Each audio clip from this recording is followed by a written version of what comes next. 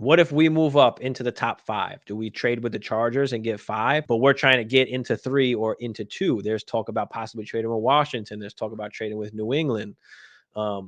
Especially after we got like an extra pick for the KJ Osborne, do we move up and what happens then? They're talking about Drake May or they're talking about JJ McCarthy, right? The two guys that the Vikings would want to go get if they move up.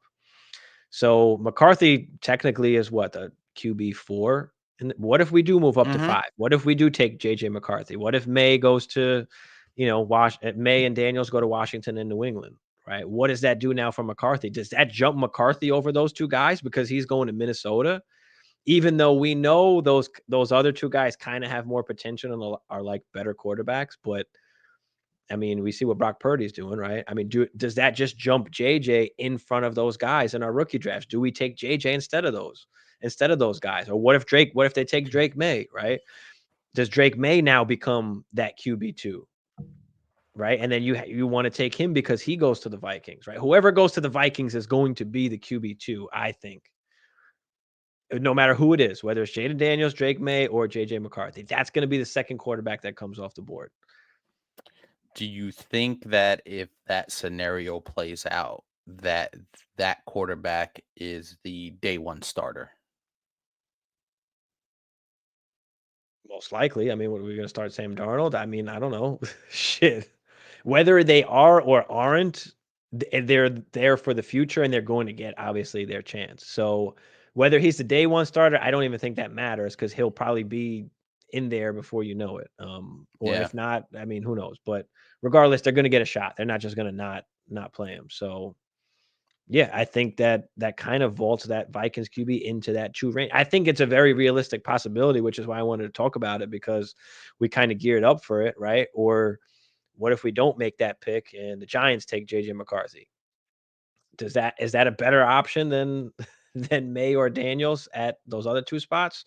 Probably not. But then what does that do to the Vikings? Now, do we take Penix? Do we take Bo Nix? Like, do we wait to the end of that first round and take like a Penix, or do we have to take him at 11 because we still got other teams that need QBs too? Like, there's a lot of shit that can happen. Does that push Penix?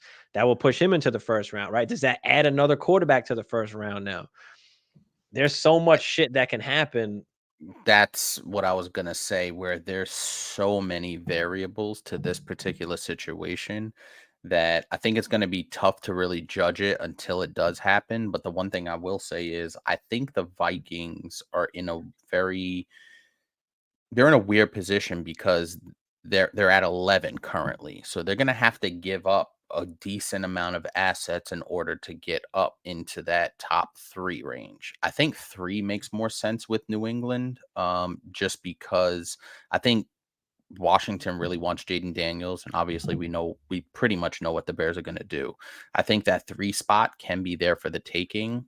If you go to 4, you're taking a huge risk in those guys not being there.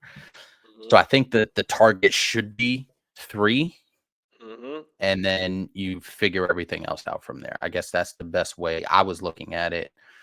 And yeah, it'll be tough because if Drake May goes to the Vikings, I think he's still at QB3 because I think Jaden Daniels just has more dynamicness to his game than a Drake May, right? The rushing upside Where's now are Jaden the going? If he goes to the Commanders or if he goes yeah, to that's let's New assume he England, goes like to the we still Commanders. taking Jaden over Drake May, who goes to the Vikings. I don't know if I could do it. I'm assuming that Jaden Daniels is going to the Commanders, and what I'm saying. Mhm.